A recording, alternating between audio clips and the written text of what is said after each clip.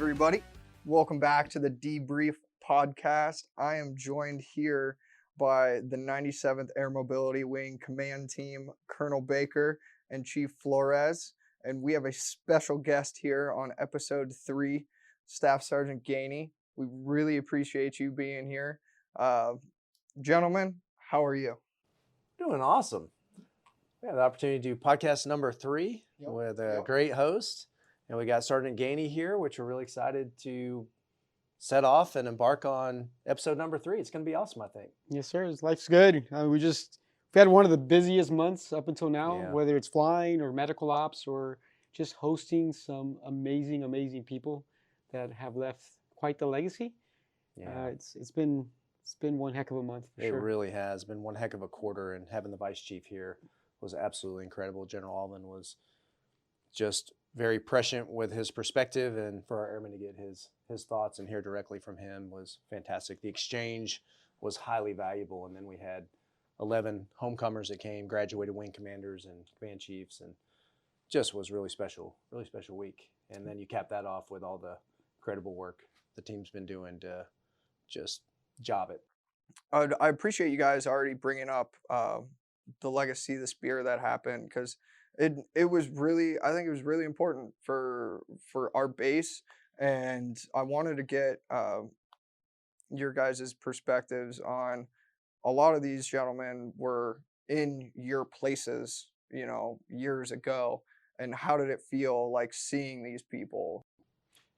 It was a really special night. The moment that we got them all back for the icebreaker was the moment where they all reconnected. And the idea here is really to connect those amazing leaders with our airmen. And so there can be an exchange. And of course, to take care of them and welcome them back. This is Mobility's hometown, so bringing them back. And, we saw Sgt Gainey out there with the rest of the team. It was amazing. The atmosphere was electric. It really was. And so it was incredible, I think. And the perspectives that they shared with our airmen just were beyond valuable. So it was a great, I thought it was a great week, a great moment. And maybe you could share too, and Chief, jump in too. At the tailgate, getting to see everybody, actually tailgate style, where you go to different trucks and trailers and tents and stuff, like at the football games. All the squadrons came together and they were sharing everything, and I thought it was really cool that we all came together. And Colonel Carney was like, "This is amazing!" So I thought that was awesome. Yeah, and so who was Colonel Carney when he was your wing commander here? Now he's General Carney. Oh yeah. And then it was really cool to see the vice chief and General Alvin circulate, and that's the way that tailgate was designed, and to make his way through and have airmen coming up. And actually, we had Sergeant Treat came up and had a strategic level conversation. So a master sergeant in our wing had a strategic level conversation with General Alvin about some of the things going on in world events and what's going on. And I was blown away to see that exchange happen right there in front of my eyes. And that there was definitely some great dialogue between those two. Yeah, and from the command chief side of the house, to have 4 of our previous command chiefs, a lot of them with multiple command chief tours, and they still think so fondly about this place. They were emotional. They told stories. They shared stories with our folks. But every single one of them, all 4 of them, said this is their number 1 base that they've been at. So hopefully I'm not giving some insider baseball that they don't want heard. I won't use any names, but to hear that was pretty powerful, and just goes to show the mystique and really the legacy of the spear. It's live and true. It's there. It's real. And I think a sleeper perspective too is I had the opportunity to follow the key spouses and the importance that they have, and just making sure they're educated on and informed on what's going on around base as well. That's a great point. And that does tell the whole picture. And that portion with Miss Alvin was really valuable too, being down at the Spouse Employment Center, engaging with key spouses, some of the civics, just putting all that together. So really what the team pulled off, we're really proud of this team. They pulled off a visit from our Vice Chief of Staff of the Air Force, General Alvin. In parallel to that, they pulled off a visit from Miss Alvin, and in parallel to that, our 11 other homecomers that between them we had 2 retired 3 stars, 2 retired 2 stars, 3 1-stars, and 4 command 4 chiefs. command chiefs. That's really, really special and really difficult to pull that off. And I think we honored everybody appropriately in the process. So Yes, thanks sir. for bringing that up. It was a monumental achievement. Yeah, my 21-year career, I've never seen a more dynamic DV visit, and for us to pull it off the way we did, just exceptional work from our team. And I cannot thank them enough or praise them enough, really. That was an incredible effort. Yeah, absolutely. Well, while we have Sergeant Gainey here, I guess we can ask her some Yeah, back to our guest of honor. back to our guest of honor, please. Yeah. We just wanted to give her time to think through where she wants to go with this. Yeah. Oh man. But right away, we'll just dig right into it, and I'd love a brief introduction from you. You know, who are you? What do you do here for the mission here at Altus Air Patch?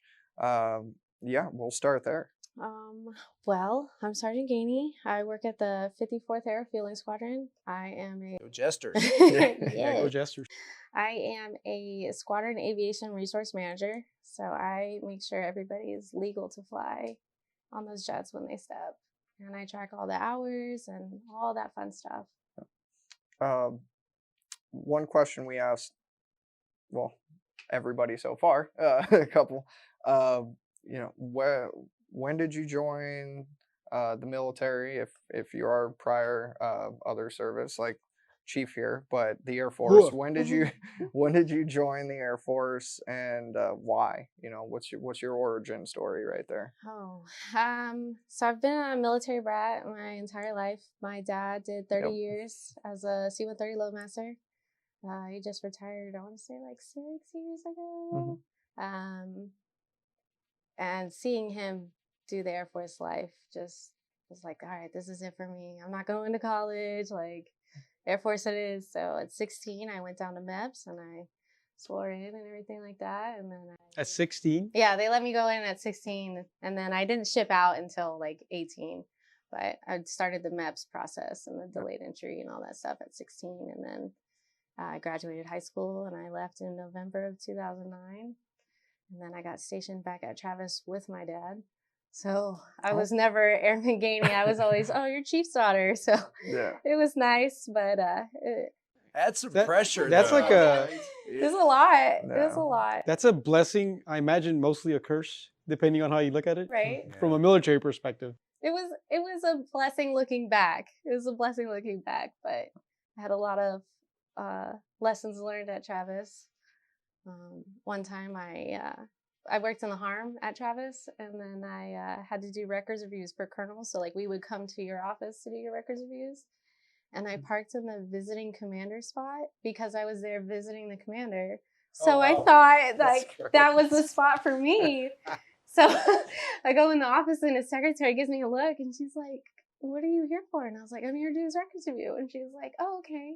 And she goes in his office and he comes out and he's just got this grin on his face. And I was like, "Hey, sir, are you ready to do your records review?" And he's like, "Yeah. I see you parked in the visiting commander spot." And I was like, "Well, I'm here to visit you." And he's like, "That's not what that's for." So it was a quick lesson learned, you know. It was exciting. But no, I joined in 2009. I got stationed at Travis, and then I got stationed in New Jersey, and then I got Altus. And now I'm here. That's cool. Did you graduate high school at Travis then? I did. So you came back to your hometown, Mm-hmm. at least your high school graduated hometown for your first assignment. That's wild. Mm-hmm. You can almost say that's your mobility's hometown. Right? But it's not. This is mobility's hometown. Let's be clear. What a great story. And it's interesting. Where would the debrief go? Would it go to the airmen that parked there, or to the Air Force for not being crystal clear on who can park? I can almost say There's definitely well played. interpretation in there. Yeah, you can give some credit for the interpretation on that one. Did they change the sign, or did everybody get it right after that? No, I think everybody just got it right after that. I went back and briefed the office, and I was like, "Hey, if you see this parking spot, it's not for you to park in." That's awesome. Yeah, but gentlemen, you asked Sergeant Gainey to be here on the podcast personally. I'm curious, what made you want to invite her on the podcast? Yeah, I think this was a no-brainer. We were working obviously the pattern is clear. We're working our way up our structure, and we're in the NCO structure. And so it is interesting at the wing level that we operate at. There are some names that just become household names because of the performance of the members. And so Sgt Gainey is absolutely one of those folks. We kind of spitballed on this a little bit of, bar napkin. Hey, who are we going to pull into the next one? And Chief and I have this thing where when it's the right person, we both just know it. And so we kind of bounce back and forth on a few different, we chewed on this a little bit. And then I don't know if I said it or you said it. I think it was you actually. And you said Gainey, and I said Gainey, Sgt Gainey. That's it, without a doubt. I think it's just the fact that we know the great work that she's been out there doing. And so when you're an NCO and you have impact at the wing level to the point where the wing leadership team recognizes that and sees it, that's a bring her in and put her on the podcast. That's what I think. What do you think, Chief? Absolutely. So we had our previous Scotty Shoemaker here, and he had a presence about him, right? And I think Ariel herself, and that's her first name, by the way. She's not just staff sergeant. She has a first name.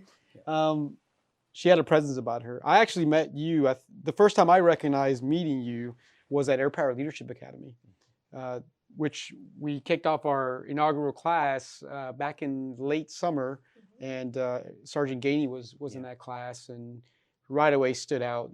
She was active but not dominating the conversation. She had great insight, great presence. You can tell right away charisma all around. And when I got invited to this, I thought I was going to do a lot of the talking. I said maybe 70 words because that's how involved the class was, specifically Sgt Gainey, and how powerful that was. And then you transition from that environment to the 54th, and I get to be a proud boom operator even now. One, I know I'm flying safe if we have a person of her caliber in that office, but when you walk by there, you can tell the airmen have high morale because they have an amazing leader that's going to take care of them, but also hold them accountable. You talk about that coach versus cheerleader. Yep. She's the epitome of a coach out there. You can tell invest in her airmen.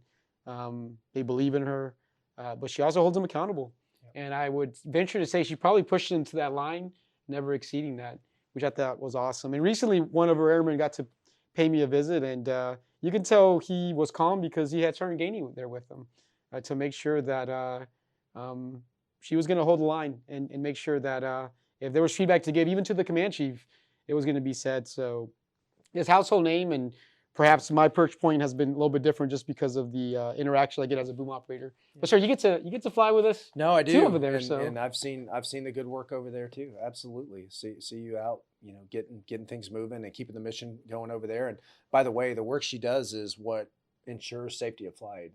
The fact that we must know that every single person is certified, that every single person is current, that they should be at the controls or at the boom of that aircraft, and that's where it gets done. So it's life and death that's happening there in the sense of flight safety.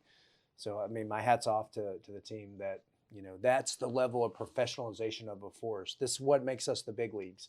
I don't mean that from a place of hubris. I mean that from admiration for our team. That's the big time. That's the level of professionalization that it takes, that we know with great confidence, without a doubt, that when that crew steps to the jet, they're ready to go. They're safe, they're trained, they're current, and they're ready to go fly. So, yeah, I've seen them working over there too. Yeah. Chief. I don't know how this feedback makes you feel, but Yeah. I was going to ask you, how does it make you feel? My hope is you didn't drive here, because now you could probably float home. Yeah. I can't. After Like, this, so. I feel like, oh my gosh, this all just went to my head. No, it's amazing to hear this from your level, because like I feel like it doesn't happen very often for a lot of people, but it's extremely wanted. It's nice. It's very nice to hear. Makes me excited to want to do more. So my dad, I emailed him when I got the email from the lieutenant, and I was like, Dad, what do I say? I don't speak Air Force that well. What do I do? And he was all like, I want the link to this podcast immediately. Yeah. What pointers did he give you? He did not. My dad's currently in Korea right now, so we're a little time zone off right now, but he's out there for an exercise. And What do you think he would tell you? What advice? probably would he share? He would probably tell me just to stay humble and use tact. Mm-hmm. But tact has been something that's been on all of my initial feedbacks. The lack thereof, maybe a little too outspoken, a little too truthful sometimes. But Can you imagine him right now laughing oh, at he's you probably gonna trying die. to fist? Since this is the debrief, Yeah. do you find any truth to that? To the lack of tact? Yes. Absolutely. There are many areas that I need to work on in my career, and I'm gonna hit 13 years in November, and I'm still learning a lot as I go, but the time and place for certain conversations and how you approach things is how things change or get done. And I had a talk with Sergeant Slater the other day how we were going to change the Air Force, and I feel like you have to do it and approach it in a certain manner. And young Sergeant Ariel did not know how to approach things. She just blurted them out and just hoped for the best. It's not uncommon. I think, this is, I love this. This is going to be a great onion to peel back, because this gets back to the conversation about truth to power on the things of consequence, how the timing and how we have conversations. And we could go all the way down to, Chief talks about this all the time, about the power of relationships. And I'm a big believer that the power that we have and the strength of getting things done is in relationships. So there's it comes down, that's the balance. I think part of what you're talking about there is how do I provide feedback? I mean, if it's life, limb, or eyesight, it needs to be unfiltered and immediate. But outside of that, now it becomes a question of when and how. But it's really important to be able to have that. And ideally, unless it's really toxicity or there's somebody that is really harming teammates, then it really comes down to how do I preserve relationship in the process? And I think that's the part you're getting at. So it sounds like maybe in the beginning, it was, roll the grenade and the frag pattern goes out and, we just clean up afterwards. But yeah. So you learn, but you think you've learned? I don't see that. I don't work with you every single day, but that's not what comes across at the table right now. I'm learning. I've learned. You're learning, right? Yeah, and your humility to tell us that Yeah. that was spot on feedback. As a person that probably spoke before he thought a little bit myself when I was your rank, yes, what they say, and the boss kind of hate this, but I'm a little quotes person, so a smart person knows what to say, a wise person knows when to say it. Timing's everything with some things, and knowing your audience is important, where your left, right limits are. But I expect a little fire from our NCO Corps, right? And I rather y'all speak truth to power and get it out, but it's our job to shape y'all. So the fact it sounds like you got a good mentor that's trying to set you up for the long game, which is awesome, because can you speak in a way as a professional? I think that's the key, and refining that message. Way, yes, sir. Or reduced emotional way, that where you can do both. And I think most times you can, if done in a way. But I agree with Chief though. Now you'll hear you probably haven't directly heard me talk about this. I don't know if our PA folks have, but a little grit in the system is good. I am a fan of some grit at the table. If there's a position or an issue that needs to get fleshed out, that's how you get a pearl. You have to have that grit in the system. It can't just all be everybody in perfect synchronization all the time, because that's not realistic. So we know if that's the way a team feels, like everything is great, there's no issues out there, you're just not looking in the right places, or somebody is just not speaking truth to power. Absolutely. And so this is a powerful conversation. Yeah, and sir, you remember when we went to AFA, to the Wing Commander, Command Chief breakout session? Yeah. I remember Adam Grant, that author, he pointed a little quadrant in this little feedback that he was giving us, and he said, do you know who your disagreeable givers are? Right? So people that are giving for the right reasons, but they're willing to disagree at the end of the day for others, not for themselves. And that was pretty powerful to me, just from do I know who those people are, and are we helping shape them to be a little more professional, but we know their heart's in the right place. Yeah. It's a great point. Great way to look at it. I think ALA opened my eyes up to a lot of that, though. in the Air Power Leadership Academy? Yes, So yes. did y'all get into that in some of your subsessions? We did. I love this. That course was amazing for us. It was, so I went in, I'm not gonna lie, I went in on one topic. We had get involved in an organization, and somebody was like, "Oh yeah, 5-6 is great," and I was like, "No, absolutely not. I don't agree with that at 100%." Because when I didn't get promoted a few times, the first question I was asked was, "Well, were you in 5-6?" And I was like, "No, but I was in these other organizations. Why does 5-6 carry such a big weight? Why is that one so important?" And then we like chewed on it for like the entire course. And now I'm like, well, how am I supposed to fix something I don't like if I'm not in it? So now I'm taking steps to get involved more with that and shape it to where other NCOs who think like me can come in and see it's not what they all say. It's changing. So what was your thoughts? What was the root issues with the 5-6 before? I felt like it was ran by box checkers, the people who don't have any passion for what they're doing, but are just doing it to say they did it, essentially. And I wanted more passion from the NCOs that were in there. And I'm getting it now. There's a lot of NCOs in there with a lot of great ideas, and it's exciting to see where we're going to go this year. What are you hoping to get out of it? I'm hoping, well, I don't want to get something out of it. I'm hoping that we can give the NCOs something more. I want them to have more professional development. I want them to have more togetherness, essentially. Cohesion. Yeah, I want the NCOs to be a team again. And I feel like when they said that, we just do, because we were like, what are the funds for? And they're like, well, it's for the staff promotion and the tech promotion. And I was like, what about the other NCOs that are already staffs and techs? What are we doing for them? And they're like, oh. And I was like, what if we do like a cookout or something to bring them all back together? Now that there's no membership dues and you can just join and be a part of it, I felt like we needed to get that back. Cool. Powerful. It is. I mean, I think the part I like about this too is that you've decided that a way to organizational change is to participate.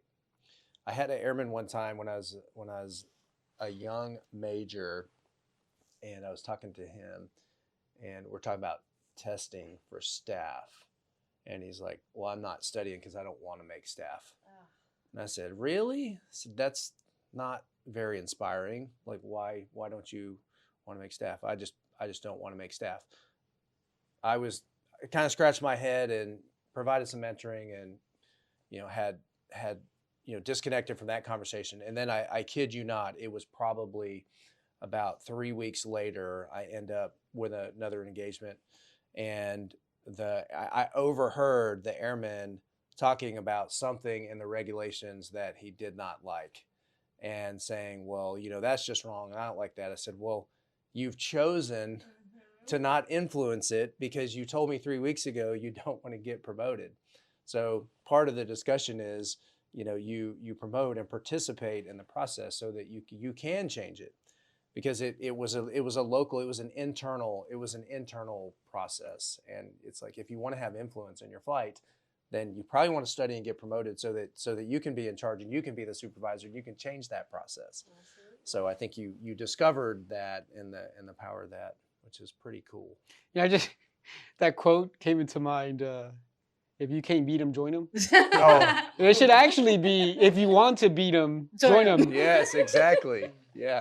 Mind blown. Yeah. That's great. Sergeant Gainey, one of our conversation before we started here on the podcast, you mentioned you had just recently got back from a deployment.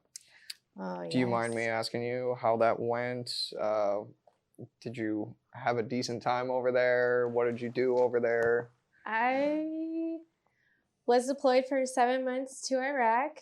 I've been home for about a year now, but I stepped outside of my comfort zone. So I did a task force deployment, and it was amazing. It was amazing. I did SARM stuff and I augmented as intel, and I was the battle captain for our talk. So I was coordinating missions that we were doing and diverting planes and all sorts of things.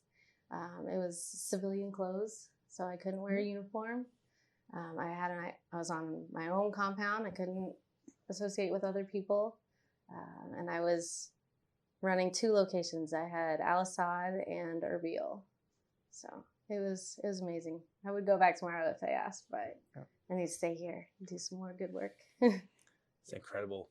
Tactical Operations Center, you mentioned the talk. I can't tell you how much I've been forged in leadership experience in different talks in different places. I think there's a lot to be said about that. Pretty incredible that you stepped out with that wide of an aperture on the different things that you were out there doing. And that did come back. We've talked about this in some of the packages that we've seen come up and different things, and we're tracking. But that's Was that your first deployment? No, my first deployment was in 2012 to Al Dhafra with the KC-10s. I was just straight SARM for 4 months. Was in and out, but Al Dhafra was. So what number was this for you? 2. This is just number 2. Was this a better deployment than the previous one? Yes, it was. So I felt like I was in a spot here, not just here, but like in my life where it was very Groundhog's Day. You know, you wake up, same thing every day. And to do this deployment really brought back the fire inside and was like, okay, I'm going to do this. This is how we do it. And to see the impact that all the little steps have to make those missions happen out there, from stateside to everybody having a piece in it, was amazing. That's awesome. It's inspiring. So one of the biggest things about this is mentorship. And I think it's going to be, normal. What advice would you give airmen under you, or even other NCOs? Just some very general advice. More specifically, let me ask you about airmen who want to make NCO, make that staff sergeant, make that tech sergeant. What advice would you give them? Study hard. Study hard. The system works. A lot of people were very concerned when the EPRs changed from the "you're not going to be a Firewall 5, we're going to rate you what you actually are" kind of thing. And the work speaks for itself. Like if you work hard and you do what you're supposed to do and you care, I think you'll see the system works. But if you don't care, I don't think it's going to work out for you. Yeah, that's something we talk about all the time, is when we talk about forging the world's most inspired, proficient, and adaptive mobility warriors. We say it a lot, but we really mean it. And what you're hitting on is that inspired part. That's the fire in the belly, the heart of the lion kind of thing. But you have to care. You do. You have to want to own your battle space in whatever you're doing. And so I wish I could bottle that up. I talk about this. I think we might have said this in the very first one, but I'm coming back to it again because it's that important. But it is kind of contagious. And Chief and I remember when we were on the mall in DC, and there was a bunch of litter and garbage, and we were walking as a group for AFA, and we started just picking up some of the litter because we were walking, and we just didn't like the fact that there was litter on the National Mall. And lo and behold, guess what happened? Other people just started picking it up. Now, maybe it's because we're in leadership positions or whatever, but I just like to think in that little vignette that part of that's what you're saying, which is, if somebody cares, it can be contagious, and other people will start at least rising to meet the standard that you're setting. Plus, it makes it fulfilling. Yeah, that's the other piece. If you're just driven by the next carrot, when you get there, it's hollow, right? So I've seen people that when they don't get promoted or things just don't work out that specific cycle, it doesn't define them. And that's powerful when they instead focus on all the other values and whatnot, and pour into their airmen and continue to be a good teammate, continue to be a great parent or husband or wife. I've seen that those are the folks that long-term do better in our Air Force than the folks that seem just driven for the sake of being driven. Yeah, the transactional piece, that part you described there, just looking for the next carrot or a transactional approach, I think, to Chief's point, can have some. Yeah, Chief, would you say that that's kind of like people checking boxes versus, getting to actually know somebody and, somebody with some personality and some character?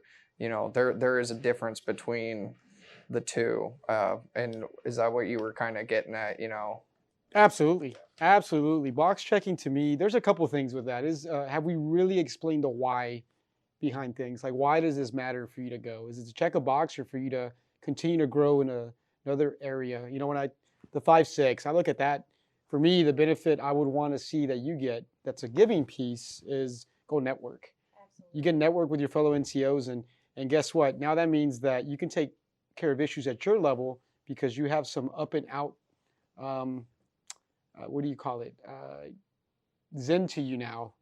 I'm not using the words correctly right now, but understand. you have some influence that's up and out where you can take care of problems at your level, which means as a chief, you're more valuable to the institution and to your airmen. And that's really good. And then the other piece is that you're growing. You continue to grow. And guess what? If peers want to follow you that are nowhere in your chain of command, I think that's the other very, very powerful piece that goes there.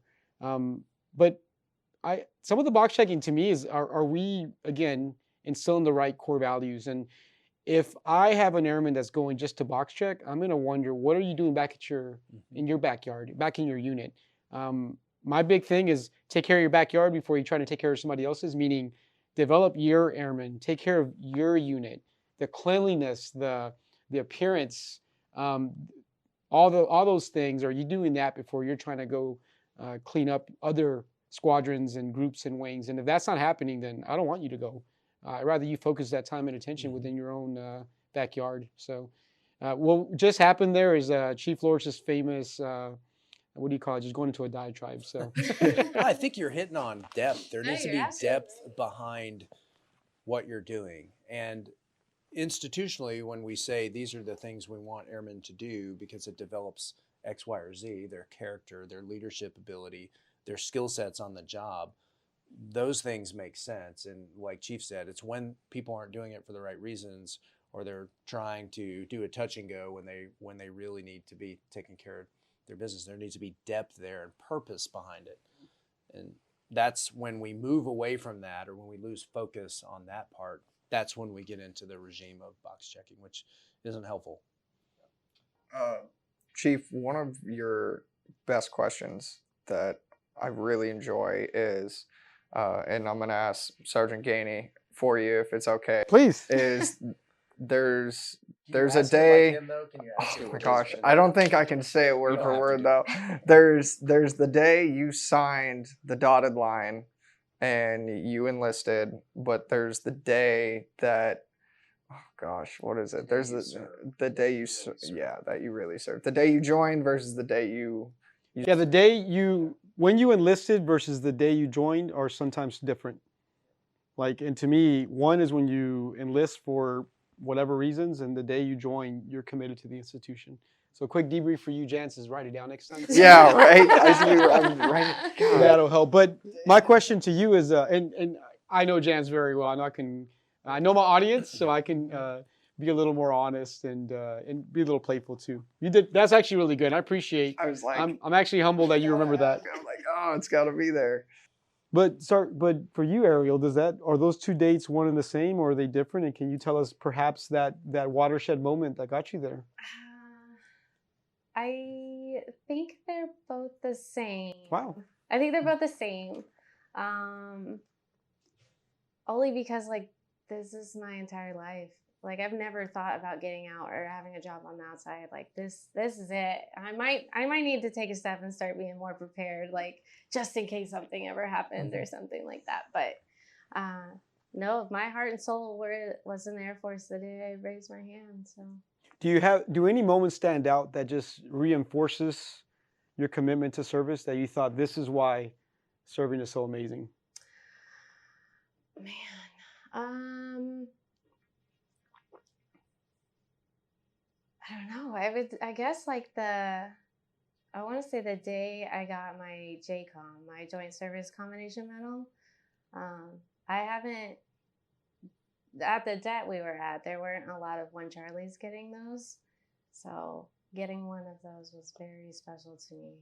That's a big deal. It is. It's very special. So I'm very proud of that moment. That's cool. Yeah. That's awesome. But so we got your advice. We got day joined versus day enlisted. What are I don't believe we asked you. What motivates you to get out of bed and do your job every day? People motivate me. I don't do it for me. I do it for the people. And if I didn't have such good leadership from wing down, I don't think it would be the same outcome. It really makes a difference when you've got like your own chief walking in and checking on you, and the command chief's walking in and checking on you, and all the other people are coming in to check on you, and it's just like, wow, they care. I care too. Look at that, and then the system works. But people motivate me. People motivate me. You have no idea how reassuring that is to hear, because I would say Colonel Baker and I, that's our jam now. Yeah, the mission, for obviously, sure, right? Getting for the sure. mission done, but you do it through people. Yep. Yeah. And that's the piece that I like to think we're fueled by airmen. We had a rough week. The next day is amazing. That's our 5 monsters because of the airmen that we get to engage with every single day. Yeah, I would absolutely agree with that. And in fact, a lot of times at the flight commander courses, some of the preparatory courses like Officer Leadership Academy and Air Power Leadership Academy, that's something that I try to start off with. And the fundamental thing that I usually say in those is, this is a fundamentally human business that you're about to step into for flight commanders and flight chiefs and folks that are going into those leadership roles, which you as a supervisor and eventually as a senior NCO will step into. And the sooner that you recognize that and accept it for exactly what it is, the better I think you can be as a leader. Which means this, what I come back to on that is that yes, there are certainly challenges with in the human business. You know, there's challenges, things can get sticky, things can get really tough. There's personalities involved, there's life involved, there's lots of contact with tough problem sets. But at the end of the day, that is also the great reward.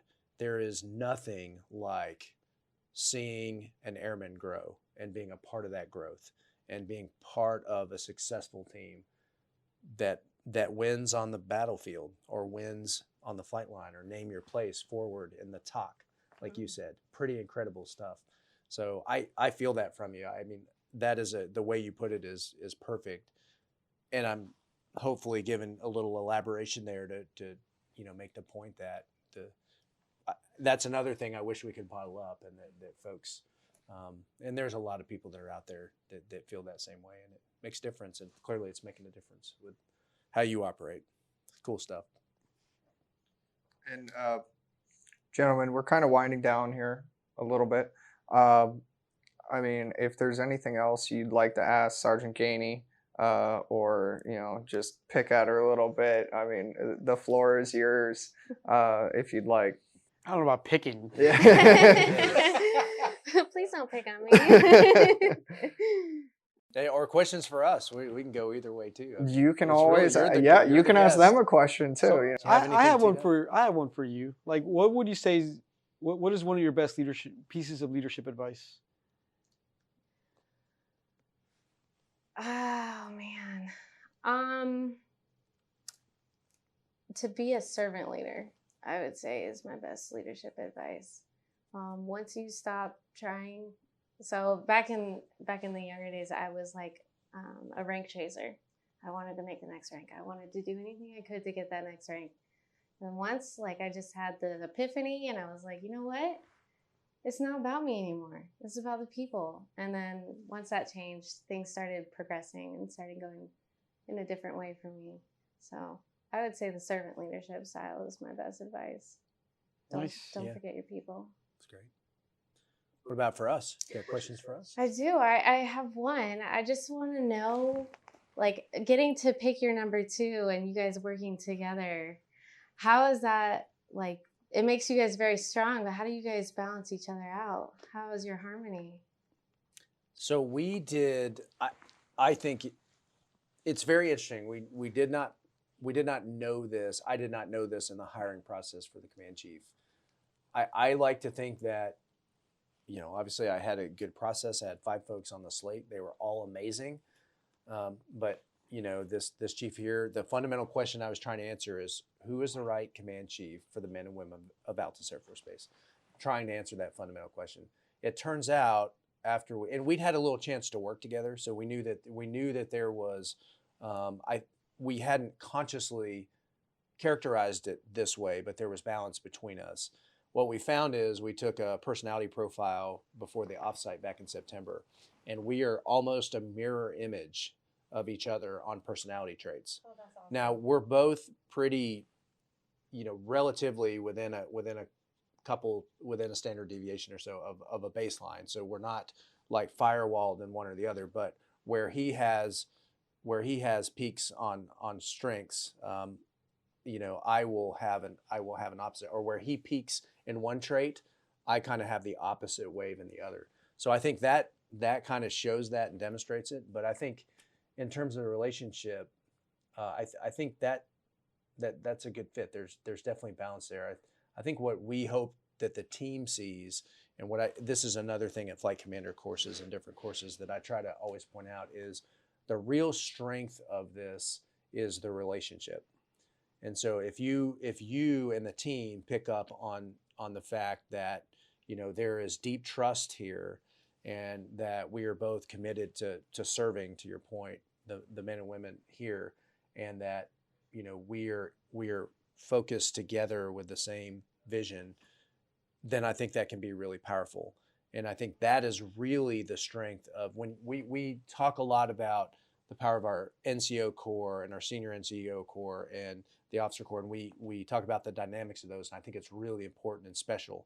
And I agree that is a competitive advantage. But what's also a competitive advantage, and maybe the most powerful one, is in the relationship that we have. And I think that flows down.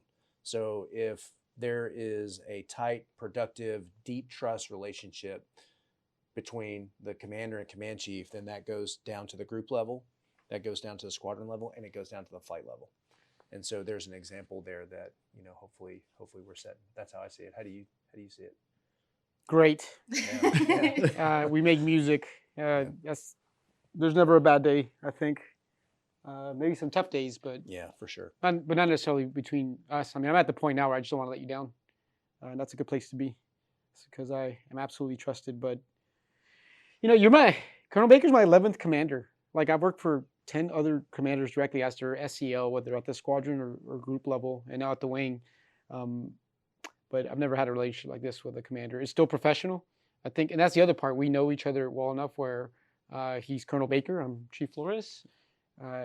But we can get down to the brass tacks of talking about issues. And I'll give you one debrief moment for me that was great, and it showed the strength of this relationship. Was we had a situation where I worked really hard through the chief channel to get something smooth out that I thought everybody wanted, but I never closed the loop with a specific group commander. And there was a little bit of fallout, and I felt like I kind of got a raw deal out of the situation.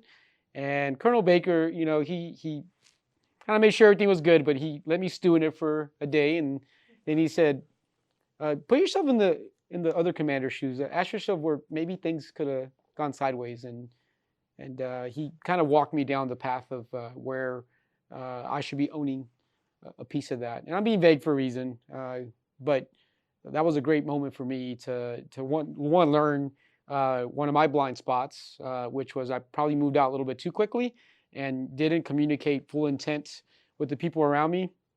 And two, the bigger one was that it's business.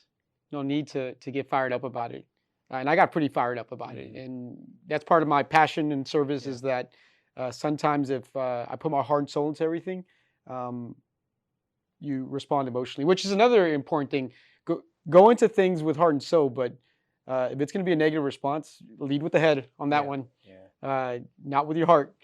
And that's important because people will shut you out really quickly if you lead with the heart on negative type of feedback, because folks don't want to hear it. I don't think so.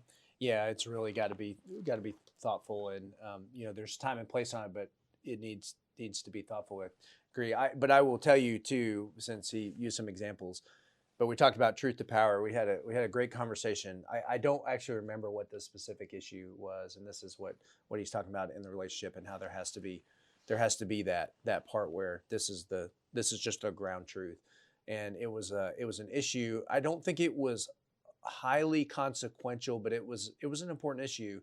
And Chief asked me, he said, "Hey sir, just curious, like on this message, what you said was this, what was heard was this. Was that what you wanted to say?" And I said, "Absolutely not." I said, "That was exactly the opposite." He's like, "Well, sir, I'm just going to tell you, I think that's what got heard." I was like, "All right, let me get this back in the box." But without that fundamental truth to power piece, everybody goes on, and there's either a miscommunication or worse, there's interpretation of something that wasn't intended, and that's not good. So that you asked a question, we could probably riff on this for a really long time, but it's really important, and I appreciate you asking that, because it's something that I've always in from squadron command and up to now have been trying to put my finger on, that I still haven't fully figured out, and I haven't got my thoughts really gathered in a very succinct way, which is why it's taken a while to get through this. But there is something in the power of the enlisted corps officer relationship that when it is right and represented in those ways, anything is possible. That is how we outmaneuver our adversaries, frankly. So yeah, I'm really proud of this relationship, and I say all the time, if I get no decisions right in wing command, I know I got one right. So and making that higher. And we don't say this enough, but you throw in Colonel Pavlichok, and that's a great. Yeah, we got a great vice. Give a shout out to him. He is phenomenal. Sometimes, and we share values. We're different in our approach, me and Colonel Baker, but there's times where he comes in and rains on our parade with other data, and we're like, oh. But he's right. Yeah. And he keeps the trains going, and definitely. You call him the trusty vice. A trusty vice, he is too, and he keeps the trains moving on time and keeps our process integrity square. And yeah, he's been phenomenal to have up there. So that's our third leg of the triad up there. Absolutely. Cool. Anything else? Yeah. Any other questions? Was that your? That sounds like a softball. We can talk about that. It's like asking the gym person, why do you like working out? So. Yeah. In ALA, I don't know if you guys remember, when you were walking out, we were talking about trust and how you guys trust yourselves in your leadership, and how it makes a good team, like looking up at like the squadron command section and stuff like that, the trust that they have with each other. When I asked, does the trust go with the transparency? And you guys were like, absolutely, they are hand in hand. Mm-hmm. And the transparency that you guys give us is amazing. I will say that. There's not one time we've met where I can't say something and you guys give me like the real transparency between your decisions or like whatever is happening that we're asking about. But I appreciate that part. That's good. Appreciate that. I mean, it's good feedback for us. It helps us reinforce. Because trust me, we get plenty of feedback. It's not always good, and we try to take that as well too. But it helps us reinforce the good things that are working out there. And I do think, and this comes up in flight commander courses, and I won't riff on this too long, but it is important that you have to understand, particularly as the size of your organization increases, the decisions that are made are going to have cascading effects, and there's going to be larger population sets, and it is almost certain that some folks will not be satisfied with that decision. But what I have truly found is that when making a decision, and this is the transparency piece, if you can articulate in 1, 2, or 3 points what the rationale behind that decision is, and it's not emotional and it's thought through, there's logic there, then most people can live with it. They might say, yeah, I don't agree with that, but okay, I see how you got there. Let's move on. So I think, that's an important part of the decision-making dynamic for leaders. And as y'all all continue to stay around our Air Force and do great things, hopefully that can be a little arrow in your quiver to think through, especially as the decisions get more consequential. Because ultimately, everybody won't be happy. But if you can always articulate how you got there and it makes sense, then even those that disagree can at least go, okay, let's move on. So yeah, we certainly try to. And the hard business of the business that we're in is we can't always articulate every component of that, because some of it is Air Force business. Some of it is personal to a member or somebody who's involved in a situation. So it does make it a little harder to navigate that all the time. Sometimes, folks see, our inability to communicate details for good reason, because there's sensitivities for other people, families, or Air Force business as a lack of transparency, which is not always the case. Right. Sometimes it's just not time yet. Like more information is coming, but the time is not right now. So you're hitting on some wonderful things. But thank you for the feedback. We'll keep trying to reinforce that. Yes, yeah. Brutal transparency is like my tagline. Mm-hmm. It's not always brutal if it's true and consistent and considerate of the person, but that's something that we're big on. I mean, whether it's corrective actions going around the wing, people want to know that things were upheld. And I think transparency is the component that really goes after the gray sometimes. Mm-hmm. Those gray area details that if you let it fester, it can kind of erode a unit. So the more you can be transparent, even if it's the ugly truth sometimes, that's the best policy. Agreed. Great questions. Do you have a list over there? No. These are really thought-provoking questions, and some of these seed the next. Yeah, exactly. We're always learning every podcast, which is great. It's the debrief. That's why it's called the debrief. We're always learning. But as we wrap up here, I know you asked a couple questions. It's your show. Do you want to give any shout outs to anybody before we log off?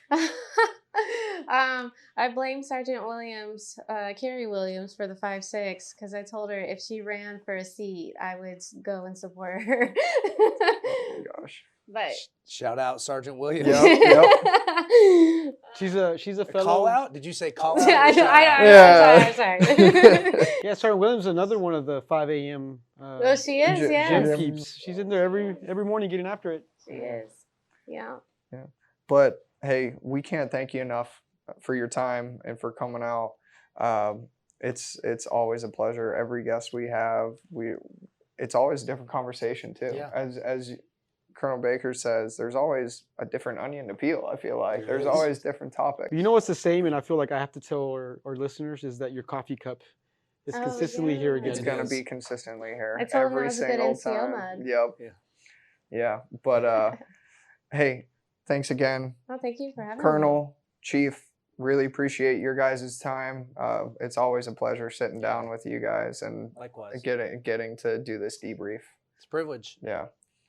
Is there anything else you guys want to leave us at? I just say thanks as well. I have my thanks, and I think this tact thing that you mentioned has seemingly come along very well. So I hope so. Yeah. Did you ever tell us your dad's name? I'm sorry. It's Sgt Gainey. Maxie. So Chief Gainey he's gonna be really proud when he hears this. I have a feeling. So I hope there's your shout out. Chief Gainey, if you need any other insight that we can't do on the air, send me a note. Oh yeah, he will too. There we go. Awesome. Thank you guys, and thank you everybody for listening. Thanks, Airman Jantz. Thanks, Sergeant Gainey. Yeah, thank you all. See you next time.